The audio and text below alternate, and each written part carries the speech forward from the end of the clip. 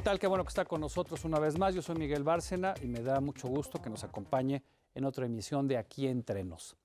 ¿Qué pasa cuando las familias se van desdibujando, cuando alguno de los dos progenitores se va de la casa, cuando los hijos crecen y empiezan a tener problemas, a veces conductas antisociales? ¿Qué pasa cuando el dinero no alcanza, cuando hay violencia? Hoy vamos a hablar precisamente de esas familias, algunos que llaman familias disfuncionales.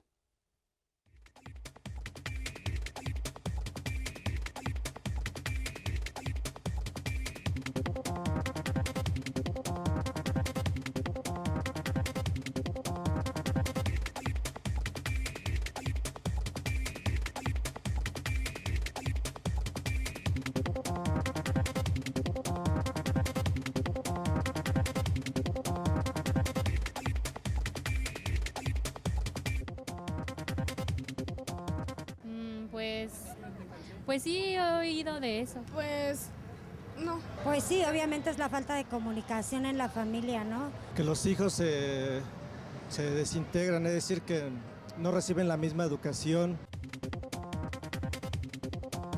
Pues a lo mejor y si los chavos hablan con sus papás los apoyan. Bueno, que tengan más comunicación entre ellos. Primero comunicación, educación, información. Yo creo que esos son 3 puntos muy importantes, ¿no? Problemas de carácter, que se puede volver muy rebelde o puede ser muy introspectivo. Pues que después se drogue o tome. Cuando esté grande, drogadicción. Inseguridad, falta de progresar. Si un niño no tiene el apoyo de su familia. Que haya más comunicación. Que hable con sus papás de lo que no le parece y ya sus papás su punto de vista de los dos para que se pongan de acuerdo. Que platiquen más entre ellos mismos, que se den tiempos para convivir entre ellos. Pues tener acuerdos con mi pareja es... La falta de comunicación. No, Gracias a Dios no. Mis papás desde que tengo uso de razón son separados. Entonces, obviamente, eso hace una falta de comunicación entre los dos.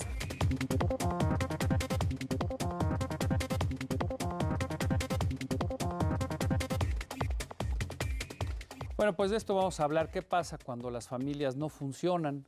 Todos tenemos problemas, hay algunos que los podemos resolver de una manera más sencilla.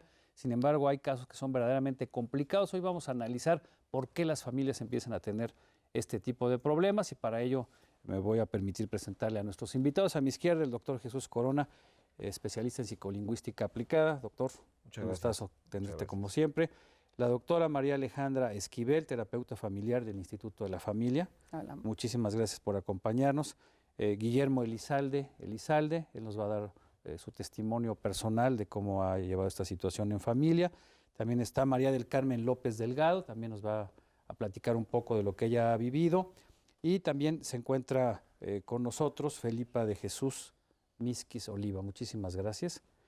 Bueno, de este lado, de mi lado derecho, está la doctora Esther Torres. Ella es terapeuta familiar del Centro Integral de Salud Mental, CISAME, ¿es correcto? Es correcto. Gracias, doctora. La doctora María Elena Bautista, terapeuta familiar y de pareja del Instituto de la Familia IFAC. Está también Dianini Anguiano y... por último, María del Carmen López, también van a compartir con nosotros sus testimonios. Muchísimas gracias a todos. Bueno, mucha gente se pregunta si es correcto decir que una familia es disfuncional o simplemente tiene problemas. Decíamos que algunos se pueden resolver de una manera más simple, quizá con la comunicación, pero lo que es una realidad es que ninguno de nosotros de niños fuimos educados y fuimos preparados para formar una familia y cuando la tenemos, pues muchas veces no sabemos qué hacer, sobre todo cuando los problemas se presentan. Vamos a ver a continuación lo siguiente. En la actualidad, muchas personas piensan que formar una familia es tarea fácil y que los problemas se pueden solucionar con solo hablar de ellos.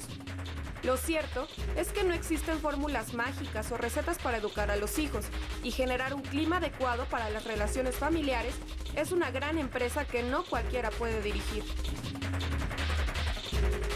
Cuando los adultos guardan mensajes equivocados, poco armónicos y experiencias patológicas sobre la vida, su rol como padre se torna difícil y es probable que generen una familia disfuncional. Este concepto suele usarse para designar a aquellas células de la sociedad que se manejan en situaciones conflictivas, lo que dificulta el óptimo desarrollo de sus integrantes. A partir de esta idea, se han explicado diversos padecimientos como alcoholismo, drogadicción, violencia, agresividad o delincuencia. Buena parte de las habilidades que pueden tener o desarrollar los padres dependen de las experiencias sanas y enriquecedoras que hayan tenido como hijos y, sobre todo, de los valores que les servirán como base para formar su propio núcleo familiar. Y es que en el hogar encontramos un grupo primario, donde el individuo adquiere una identidad, aprende a dar y recibir afecto, comprende significados, descubre quién es con base en sus características físicas y psicológicas, asume roles de conducta, crea hábitos, se comunica y establece patrones para sus relaciones afectivas, pero también aprende que la familia es un sistema que sirve como intermediario entre la sociedad y el individuo. Para saber si una familia es disfuncional, es necesario distinguir algunas características, entre las que destacan tendencia a controlar los sentimientos y comportamiento de los hijos, y en ocasiones de los padres, afán de perfeccionismo para realizar las tareas y no tolerar que se cometan errores, vivir pendiente del qué dirán, culpabilizar a los demás cuando las cosas no resultan conforme a las expectativas del grupo, ausencia de temas de conversación y reprimir los sentimientos e ideas creativas, con lo que se promueve y mantiene un círculo de desconfianza.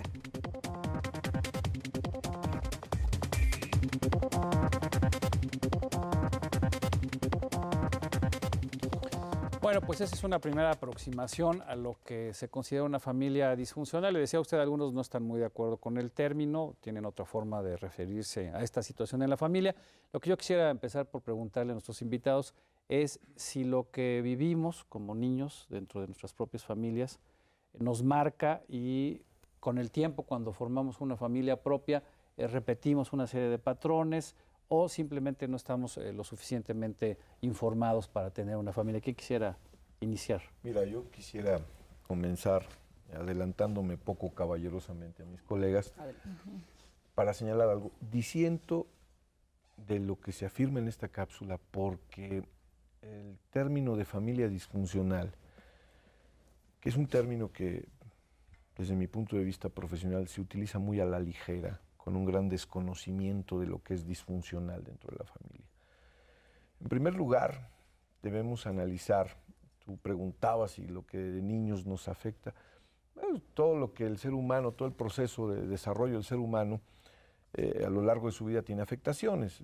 Sin lugar a dudas, los comportamientos de la casa irán marcando determinadas conductas y derroteros en nuestra vida. Pero aquí hay un punto esencialmente que yo quisiera tocar. Realmente, ¿qué entendemos hoy, en el 2009, en el siglo XXI, como concepto de familia? Porque la familia, como se conocía en la década de los 50, es una, la de los 60 es otra, la de los 70 es completamente diferente, y a partir de los 80, 90 y en esta etapa que estamos viviendo, el concepto de familia creo yo que se ha trastocado, creo yo que se ha cambiado la percepción de lo que era la familia, donde un padre, una madre, los hijos, párale de contar. Hoy en día las familias están integradas por diversos miembros, a veces del mismo sexo, a veces es la abuela la que funge las funciones de mamá, el abuelo de papá, madres solteras o madres divorciadas que se hacen cargo solas de sus hijos.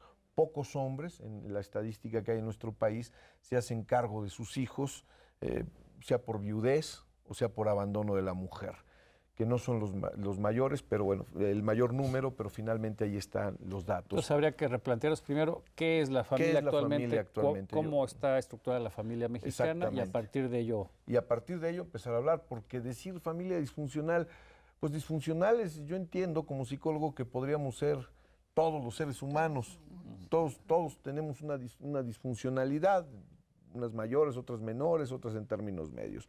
Pero aquí habría que preguntarnos con serenidad, ¿cuál es el concepto actual?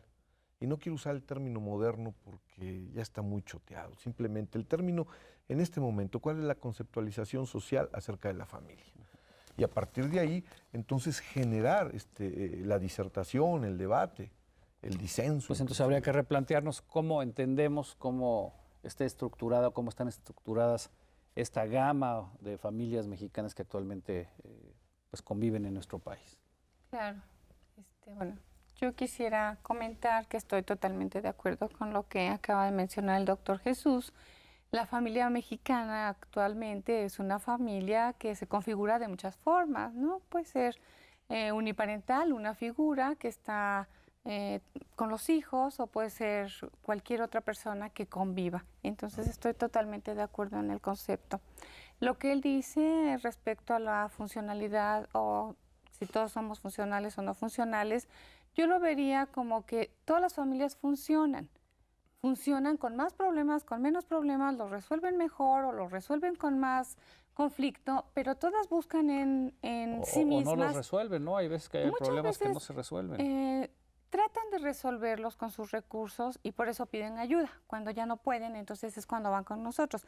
Pero de hecho, mientras el sistema familiar, vamos a verlo como un sistema, la familia no se destruya, entonces funcionan.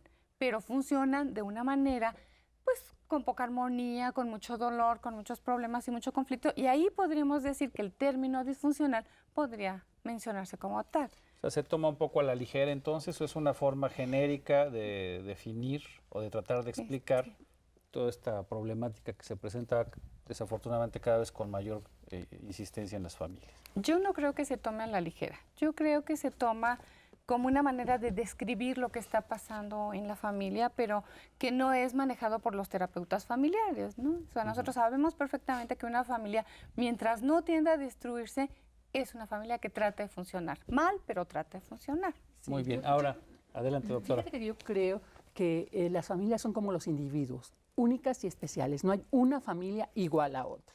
Y bajo ese parámetro yo creo que no podemos decir, esta es más disfuncional que la otra. Como dice ella, ¿no? Esther, perdón. Como dice Esther, es importante ver las características de cada familia, porque cada familia tiene esa capacidad de adaptarse. Puede ser funcional o disfuncional para una, y para lo que es funcional para uno es disfuncional para otro. Entonces es como que muy ambiguo ese término de poner el letrerito de disfuncional. Es de acuerdo, como decías. Ahora, quizá lo que tendrían en común todas estas familias, cualquiera que sea su composición, es una serie de problemas que tienen que enfrentar. ¿Cuáles serían los más comunes, doctora Bautista? Eso es lo que yo quería comentar, que yo creo que es un poquito rígido el querer encasillar, quizás el de hablar de que aquí está la familia funcional y acá está la familia disfuncional, y quizás hablar nada más de características de las familias disfuncionales. Yo creo que lo más claro sería como verlo como una línea continua en la que a lo mejor una familia que ha funcionado bien en una etapa, ¿sí? Que aquí ya hablaríamos de los problemas. Una familia es un sistema que es muy dinámico, es una familia que va a sufrir muchos cambios, constantes cambios. Si nosotros nos ponemos a pensar, por ejemplo, la tensión que va a tener la primer pareja que se forma, después que esta pareja tiene el primer hijo, la tensión en todos los, digamos, en todo, económica, emocional, física, en todos sentidos, hay una presión muy grande. Viene el segundo hijo, otro nuevo cambio. La familia tiene que hacer nuevamente cambios para volver a adaptarse a ese nuevo integrante. ¿Qué vamos a hablar de cuando la familia, por ejemplo, tiene la llegada de la etapa de adolescencia de los hijos? Vuelve a sufrir un cambio. Lo que quiero decir es que una familia pudiera ser funcional, por decir, si queremos seguir utilizando la palabra de funcionalidad, funcional. Pero al pasar por alguna de estas etapas que son normales en cualquier familia, que forman parte de su ciclo de vida, pues a lo mejor se organiza mejor en una etapa y a la siguiente le cuesta mucho dar los cambios que tiene que dar para que se den en la familia de una manera sana. Por ejemplo, ¿qué sucede cuando una familia quiere seguir con los límites con los hijos en la etapa de preescolar o a nivel primaria y quiere seguir con esos límites en los adolescentes? Obviamente va a tener un conflicto. Entonces, en este caminar, tenemos que ver que hay muchas cosas que cambian en la familia que pueden hacer que llegue a causarse un problema. Si a esto aunamos situaciones de la vida normales, como puede ser, estabas hablando de un divorcio, una enfermedad, un fallecimiento de alguno de los miembros que viene a cambiar nuevamente toda esa dinámica, vemos que que la familia realmente está en un sistema lleno de cambios, llenos de factores que pueden estresarlo y llenos de razones por las cuales O sea que puede caer en constantemente se esta tiene que estar funcionalidad. adecuando a las nuevas Exactamente, circunstancias. exactamente. Sumar a las opiniones expertas de mis colegas, sin lugar a dudas superiores a las mías, a mis opiniones. Yo solo quiero agregar algo que pocas veces tomamos en cuenta como un factor esencialmente provocador de situaciones, de problemas dentro de la familia.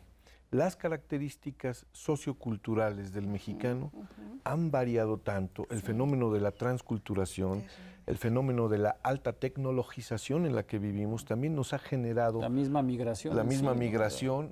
En Zacatecas, por ejemplo, hay poblados en Zacatecas que son habitados solo por mujeres, hombres muy grandes, mayores, adultos mayores le llaman ahora, ancianos, que es el término correcto, y no esas hipocresías del adulto mayores, no.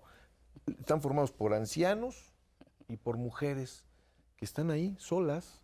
No digo que una especie de abandono, un abandono sin forzado. Y bueno, todo esto, todo este conjunto de cosas nos han generado una nueva relación intrafamiliar.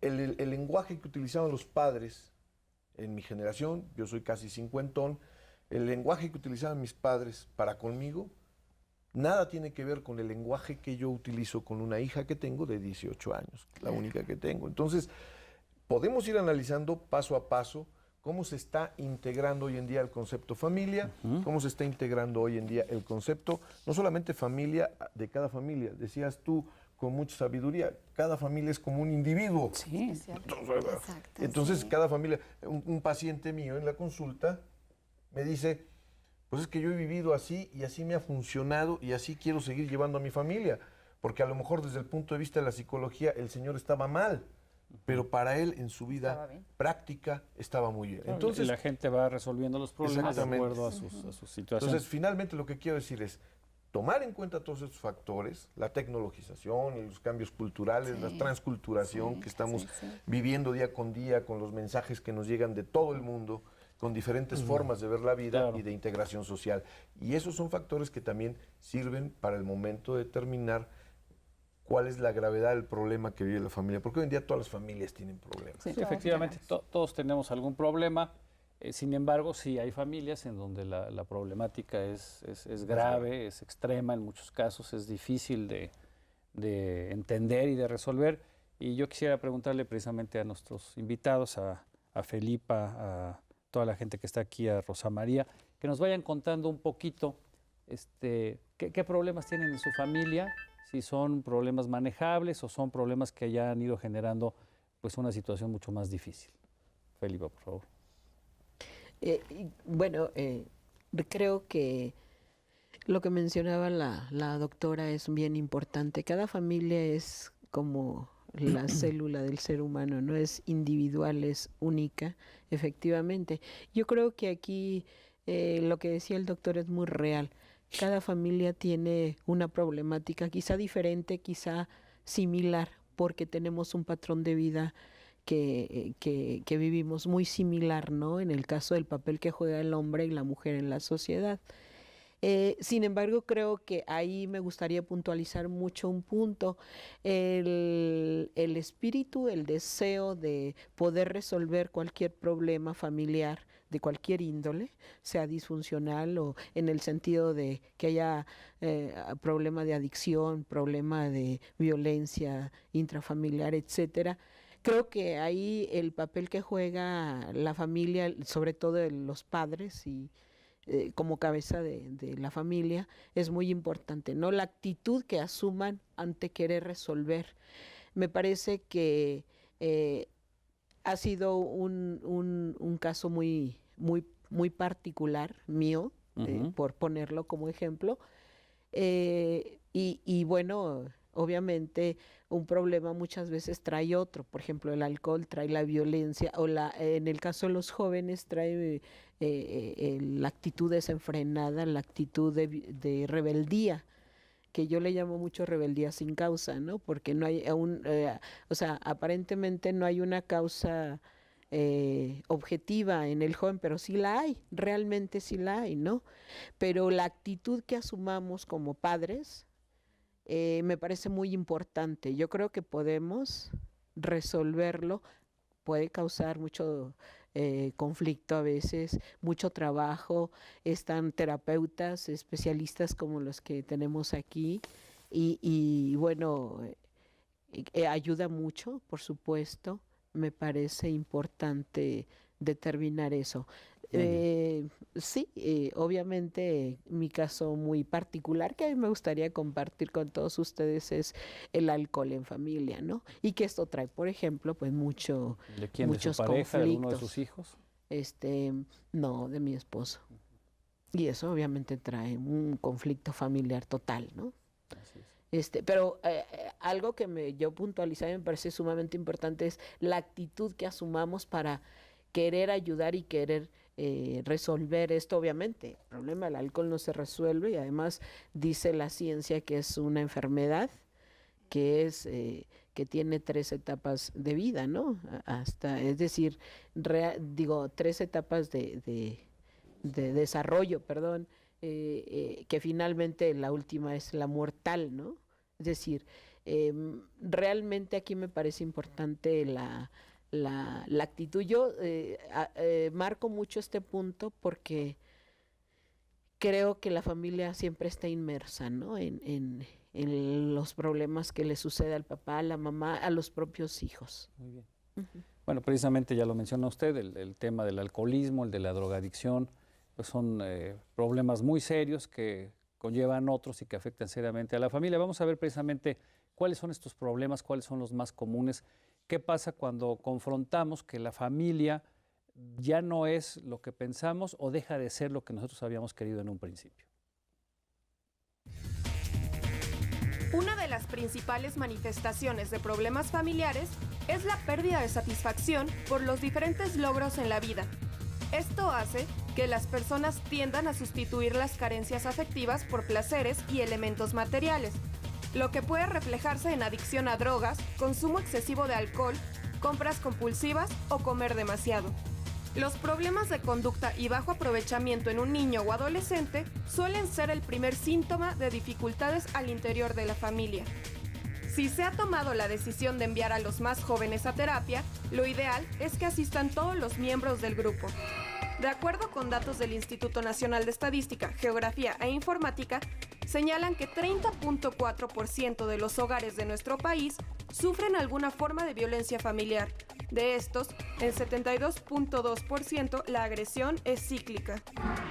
Actualmente se distinguen distintos tipos de familias adicionales al modelo tradicional, de padre, madre e hijos, aunque este sigue siendo el esquema predominante con el 67.5% de los casos. Otras modalidades de familias en México son las conocidas como ensambladas, en las que 2 padres divorciados se unen y comparten el hogar con sus respectivos hijos. Las monoparentales, en las cuales solo hay padre o madre solteros, formadas por hombres o mujeres divorciados, que durante algún tiempo vivieron como una familia tradicional, pero su pareja se fue y se quedan solos con sus descendientes.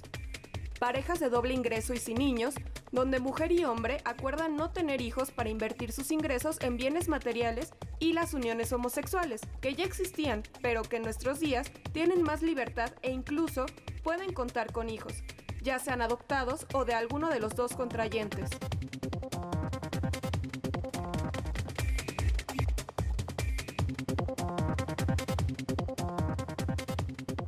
Bueno, pues escuchando esta cápsula que nos presentaba el equipo de producción, menos del 70% de las familias mexicanas estarían constituidas como pues aquel viejo concepto que todavía vemos en las películas mexicanas de los 40, de los 50, con una familia estructurada, el padre, la madre, los hijos, un gran autoritarismo del padre, una ausencia en la toma de decisiones de la madre, dedicada 100% a las labores del hogar. Hoy es otro México, todo ha cambiado y desafortunadamente pues los problemas en las familias se han incrementado. Vamos a escuchar más testimonios, por favor, de la gente que nos acompaña de este otro lado del estudio.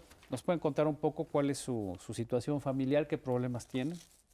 Bueno, yo en mi caso, yo vengo de padres separados y bueno, para mí sí fue muy duro, porque después siempre me dijeron que fue mi padre. Pero llegó el momento en que yo le pedí a él que me reconociera y no lo quiso hacer. Y me dijo una serie de mentiras que hoy en día, a pesar de que lo veo y que puedo decir que lo quiero, nada más lo puedo decir porque sentir no. Y al menos eso a mí me ha servido, porque hoy en día que tengo un matrimonio, no quiero lo mismo para mis hijos. O sea, usted fue abandonada por su padre. Por mi padre, sí. ¿Qué edad tenía? Pues recién nacida. O sea, no lo conoció prácticamente. No. Después ya fue, bueno, ya cuando lo conocí yo ya tenía pues unos 5 años, 6 años. Y además del impacto, bueno, de la manera en que usted creció sin este padre, ¿le ocasionó algo más a usted o a su familia, a sus hermanos, a su mamá?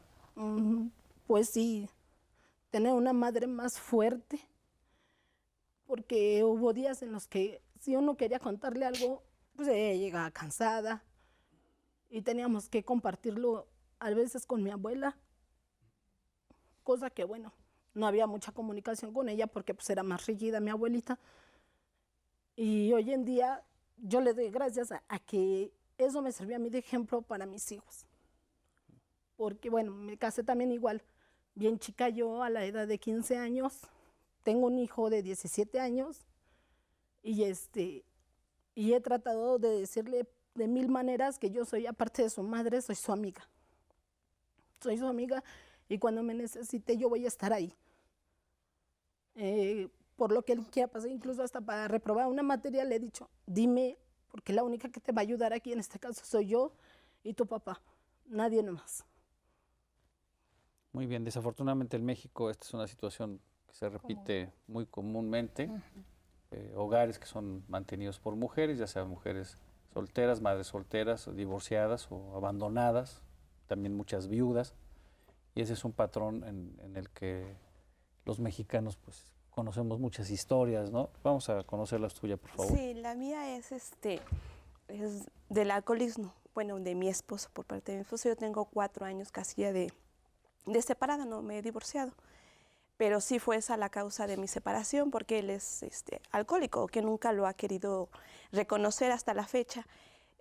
Inclusive él es un profesionista, bueno, es radiólogo, trabaja en el Seguro Social, pero ese es su gran problema, el alcoholismo. Entonces no lo asume. No lo asume, no. Para él todas las personas estamos mal, menos él. Él no tiene ningún problema, los problemas somos nosotras.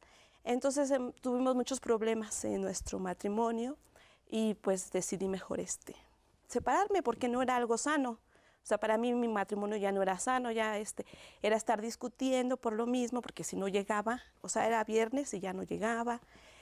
Yo tengo 2 hijas, ahorita tiene 17 y otra tiene 9 años.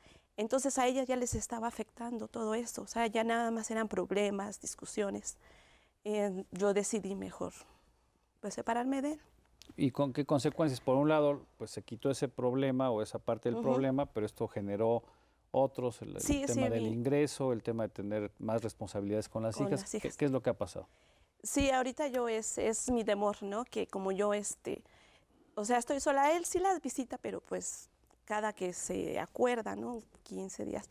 Económicamente, pues sí me ha ayudado, pero más que nada yo tengo miedo porque pues ahorita mi hija está en la adolescencia, ella sigue estudiando, pero de alguna manera sí siento que le hace falta su padre. O sea, no nada más es lo económico, sino también tener un respaldo de su papá, de que algún consejo, no sé. Ese es mi temor. Gracias. Brevemente, retomando lo que dice. Nosotros fuimos educados de una manera, ¿no? Y hoy en día, los hijos de padres divorciados o separados sufren menos de lo que nosotros como padres creemos que sufren. Ellos sufren menos, porque es un tema común en sus escuelas, que es el medio social donde se desarrollan, es un tema común. Y ya no afecta tanto, porque en la década de los 50, una madre abandonada, divorciada, una madre soltera, estigmatizada. Todavía en los 60, en los 70 con aquel rollo de la liberación femenina, pues como que ya empezaba un poquito a controlarse la situación ahí de atacar a las mujeres. Pero hoy en día, yo creo que aquel concepto, en mi opinión profesional, de que hace falta la madre o hace falta el padre, yo creo que hace más falta la madre que el padre. Y sobre todo en una sociedad como la mexicana, si bien es cierto que la figura paterna pudiera ser necesaria en algunas circunstancias, yo creo que realmente no es tan importante, no en estos momentos, no en esta época actual, en mi concepto, creo que no, porque volvemos a lo mismo, el concepto de familia es otro. Muy bien.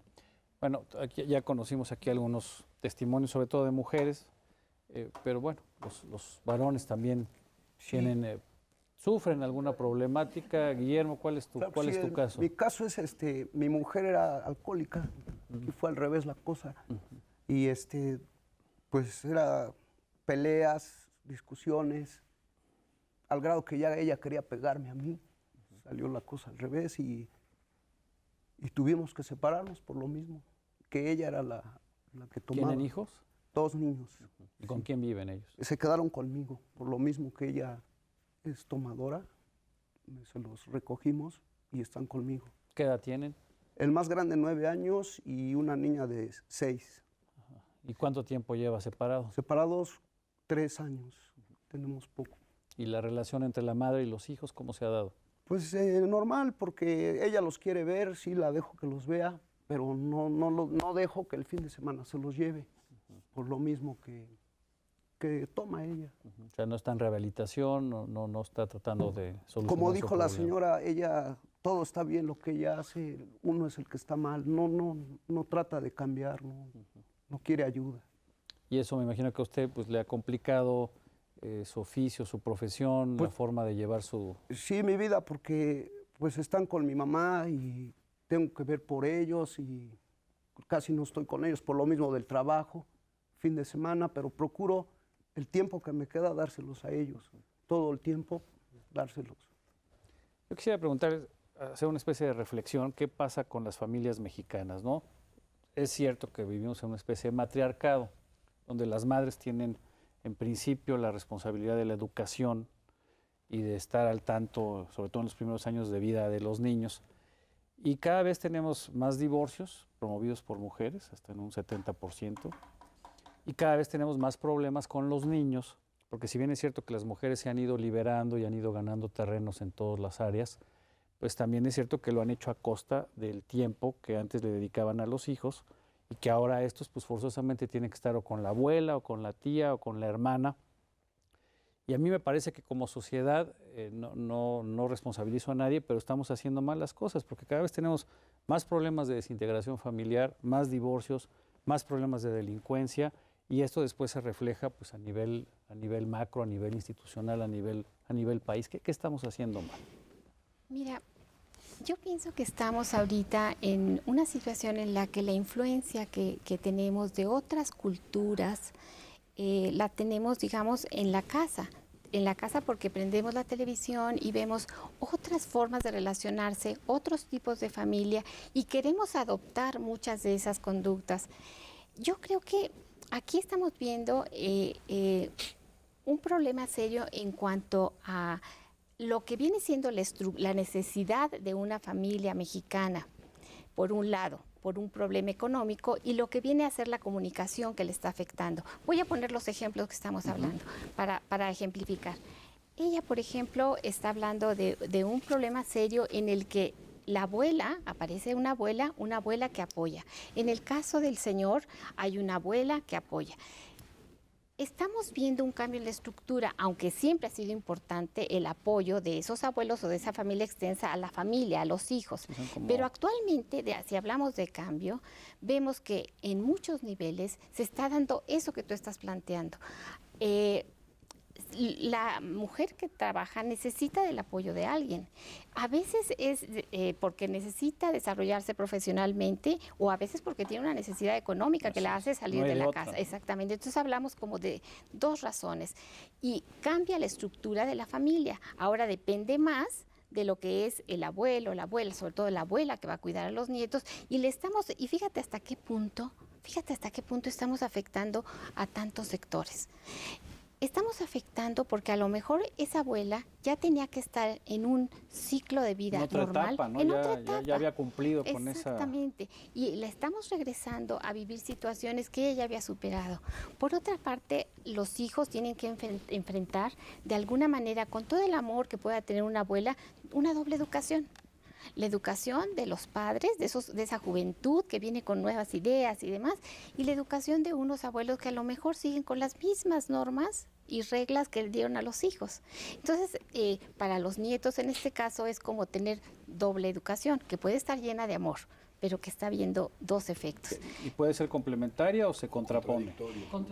Exactamente, podría ser contradictoria, ¿no? Aquí viene como un juego de comunicaciones en los que a lo mejor, voy a poner un ejemplo, llega la nieta adolescente, a lo mejor tratando de usar una falda muy corta, todo esto, y la abuela le dice, no, tú no puedes salir con esa falda, y viene la madre y le guiña el ojo a la hija como diciendo, ay, mira, yo sé que sí puedes, o sea, es el lenguaje contradictorio. Exactamente, dobles mensajes. Y eso es bien importante porque también la abuela está acostumbrada a tener una jerarquía y entonces a esa mamá no la ve como la mamá de los nietos, la ve como una hija y entonces hay una confusión en los hijos porque, bueno, pues es mi mamá, pero ¿quién descalifica a mi mamá? Mi abuela. Entonces ahí es donde empiezan las situaciones de confusión en los hijos. Vamos a escuchar el testimonio de María del Carmen, por favor. Yo soy separada de hace 6 años. Tengo 4 hijas, mujeres y 2 nietas. Todas están en casa, o sea, todas estamos ahí en su casa. Su papá se fue, ya se juntó, ya tiene otra pareja. Entonces, pues yo le digo a mis hijas siempre, somos mujeres, estamos unidas, esté o no esté, tenemos que seguir adelante. ¿De qué edades son sus hijas? Una tiene 20, una 19, 14 y 11. ¿Y alguna ya está casada? ¿Ya sí, no, se nos casó, tiene 2 bebés. Y ahí están ahora la abuela, las hijas y las nietas. ¿Y cómo se las ha arreglado para...? Pues su papá de vez en cuando también las va a ver, económicamente casi no aporta, entonces sí me las veo duras porque pues, la escuela, que no sé, o sea, piden cosas, no sé, entonces sí me las veo un poco duras, pero pues tengo que poder. Yo digo, tenemos que poder y salir adelante, con él o sin él. Creo que ahora ya las familias disfuncionales serían aquellas que son como las de antes, ¿no? O sea, o por lo menos son las tradicionales, ¿no? Sí. Que ahora ya no están. No podría ser una familia normal, de padres divorciados. Claro. Que ya no podríamos hablar de una familia normal o de un modelo de familia. No, yo creo que a veces también es la expectativa que tenemos, ¿no? Nos enseñaron a la familia tradicional y a la familia feliz, papá, mamá, hijitos. No es lo que vivimos, tenemos que poner los pies en la tierra. Nuestra realidad nos dice que hay muchos cambios, que hemos evolucionado, que las fases las tenemos alteradas. Entonces, para mí lo importante, considero, es que hay que saber a qué jugamos.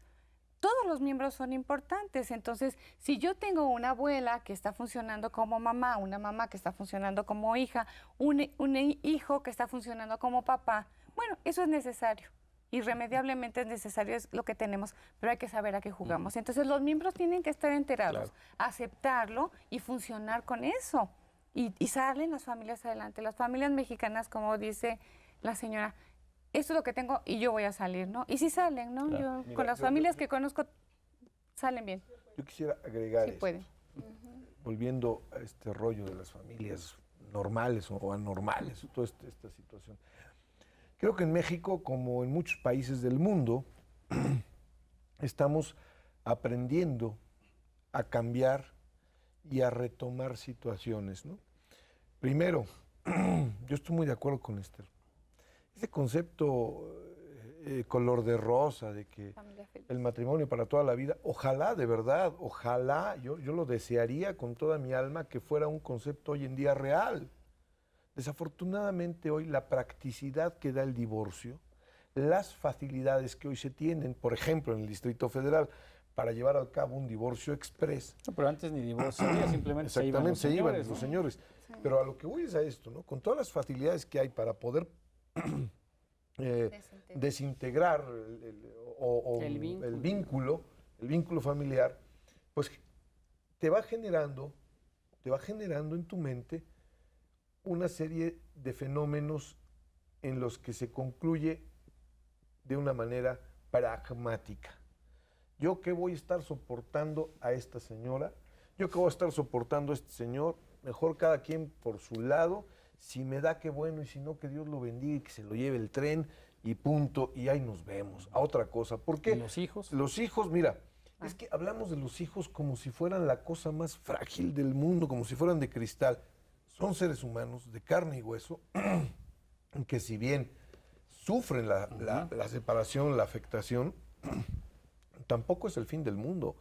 Depende mucho del padre, de la madre, la orientación, el grado de comunicación, ese fenómeno de la comunicación. Hoy se habla de todo mundo de comunicación y somos un país incomunicado. No somos capaces de comunicarnos entre nosotros. Entonces, yo creo que aquí es donde también juega un papel importante la terapia familiar, los terapeutas familiares. Sí. Y yo creo, y respondiendo brevemente a algo que tú decías, yo creo que en México lo que nos hace falta es cambiar muchas cosas de nuestros conceptos. Primero, más bien valorar y conocer qué es la terapia familiar, para que la gente acuda sin temor. Segundo, que en la educación pública, en las escuelas, ya no se hable tanto del modelito de mamá, papá, hijitos, porque solo Dios sabe a qué llegaremos el día de mañana de modelo familiar. Entonces, dejar un poco más abierta la puerta e ir preparando a estas generaciones que ya de manera natural se están preparando con la internet, con la televisión, con los cambios del tipo de familia al que nosotros estábamos acostumbrados. Vamos a ver la última cápsula, el último reportaje. ¿Cuáles son estas conductas agresivas, violentas, que independientemente del tipo de familia que se tenga, siguen dañando desde dentro precisamente a la propia familia? La violencia creciente o constante es señal de disfunción en el hogar. Si usted se encuentra en una circunstancia donde los problemas acarrean discusiones y violencia constante, tenga cuidado, porque su estabilidad y la de su familia están en peligro. El fenómeno de la violencia intrafamiliar ocurre en todo el mundo. Los principales afectados son las mujeres y los niños. Datos de la Organización Mundial de la Salud señalan que la mujer es quien más sufre de agresiones, pues una quinta parte de ellas es objeto de violencia en alguna etapa de su vida. De hecho, son quienes registran 12 veces más intentos de suicidio y altas tasas de mortalidad en relación con quienes no padecen violencia.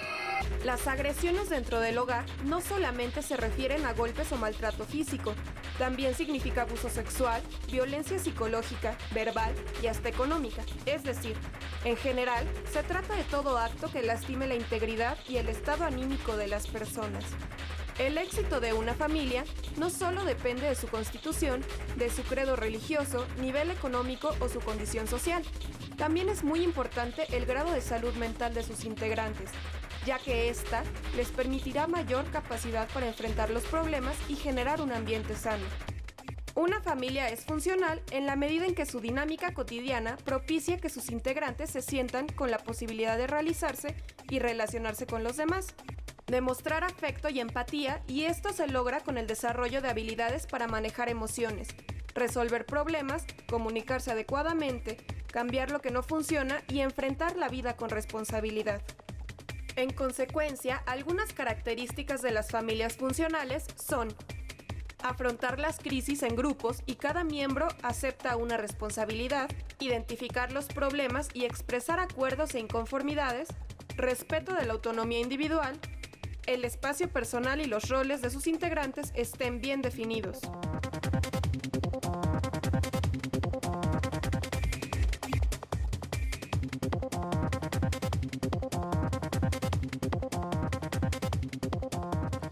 Bueno, pues esa es parte de la problemática que enfrentamos todos como individuos y como parte de alguna familia, de las muchas familias, de las muchas variantes que tenemos actualmente. La pregunta es, ¿qué hacemos? ¿Cómo nos ayudamos? ¿Cómo evitamos que todos estos problemas crezcan y de repente llegan a ser... Hay problemas que acaban con homicidios, con suicidios, con hijos que están presos en las cárceles o que están en clínicas de rehabilitación o que simplemente terminan en una esquina. Decía yo que cada vez tenemos más conductas antisociales y como sociedad pues vemos una descomposición en todos sus aspectos, independientemente de que sea parte de la transición a una modernidad o a un cambio. ¿Qué podemos hacer al respecto? Educación. Adelante. Perdón. Educación desde la escuela a los niños, educación en la casa, educación por todas partes. El problema es que las familias están rotas. Las mamás no están en las casas educando niños porque están trabajando todo el día, o el papá también. Pero no están y el rotas. nivel educativo que tenemos en este país es bajo, ¿no? Sigue deseando mucho que desear. Entonces, no creo que le podamos dejar el asunto solo en manos a la educación. Mira, yo Claro que no, perdón. No, adelante, pero yo creo que aquí de repente sale el famoso foco rojo, o sea, uno de los individuos de la familia, un miembro, empieza a tener conductas que rompe esa famosa equilibrio que tenía, y entonces muchas veces es lo que provoca, ¿no? O que se vaya este individuo y empieza a angustiarse toda la familia. Y hay algo que a nosotros los terapeutas familiares, y no sé si ustedes coinciden conmigo, mucha gente dice, no, es que eso es para locos, nosotros. Claro. Y entonces se evita, pero yo creo que sería difundir más esos elementos de ayuda que podemos dar. Tanto en escuelas, o hay instituciones a nivel gobierno, a nivel privado. Este programa también puede ayudar para que acudan.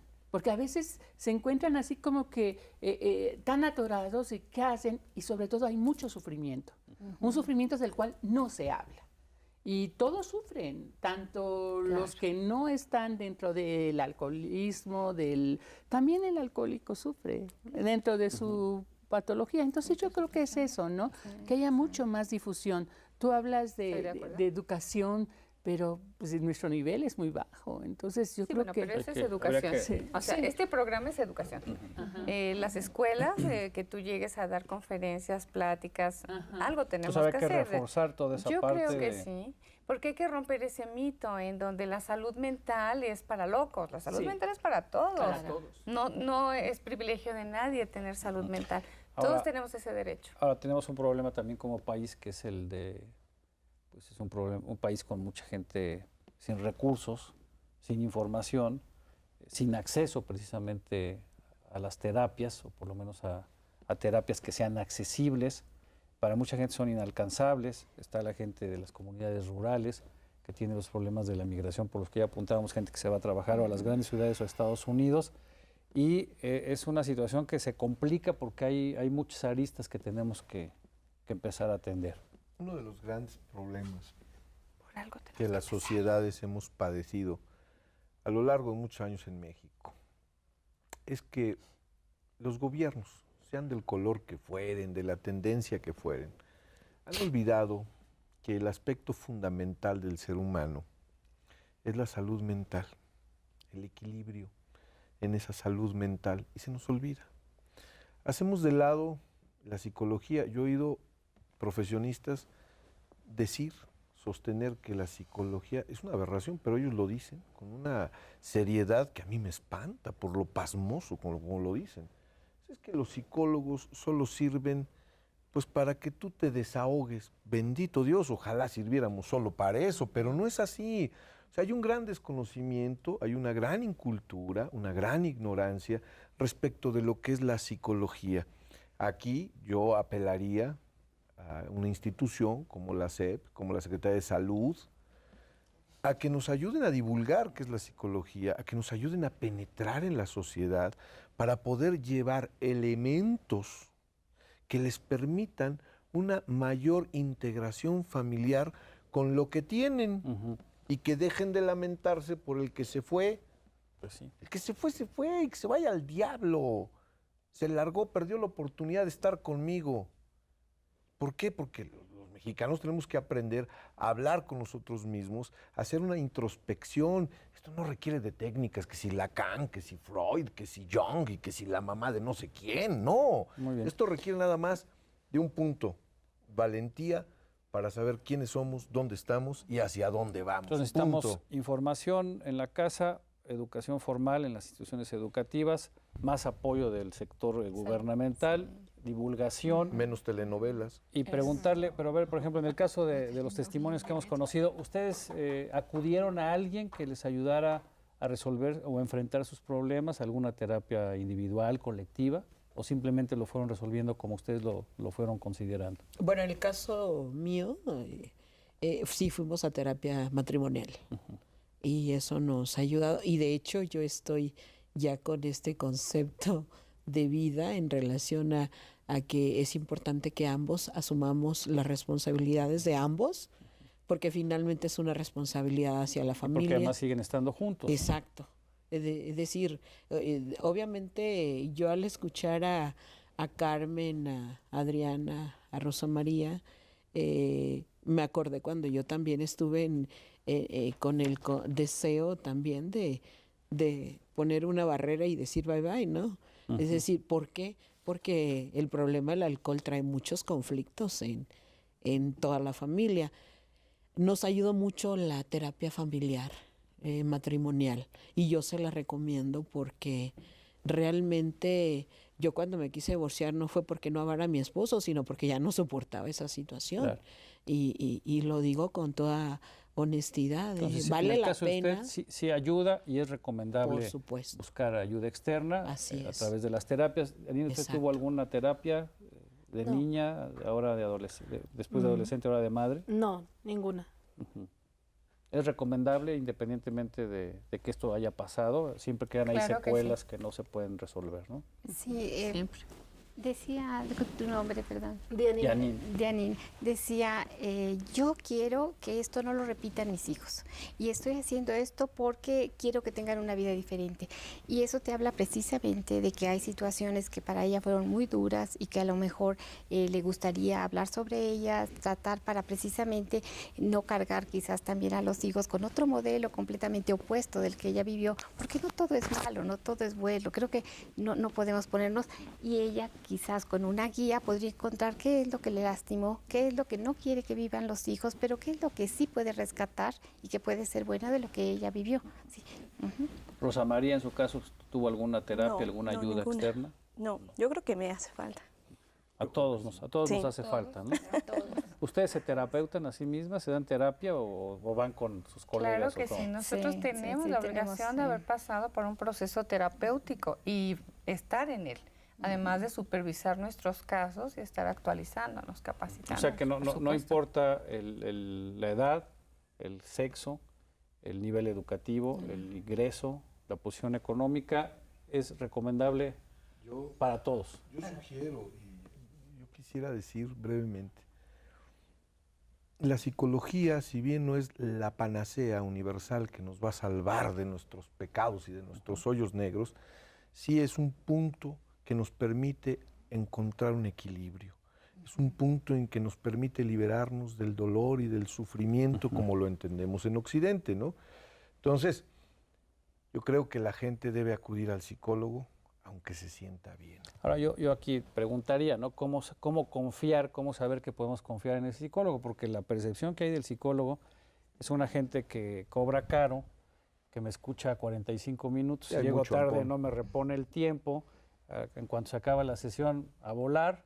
Y por ejemplo yo soy divorciado, vivo con mis 2 hijos pequeños, estuvieron en terapia 2 años y mi hijo me decía, papá, ahórrate tu dinero porque no me sirve para nada esto. Después de 2 años lo tuve que dejar descansar y hace otro tipo de cosas que a él, por ejemplo, le benefician. ¿Cómo evitar también? Porque hay mucha charlatanería, ¿no? Hay mucho ampón dentro de la psicología.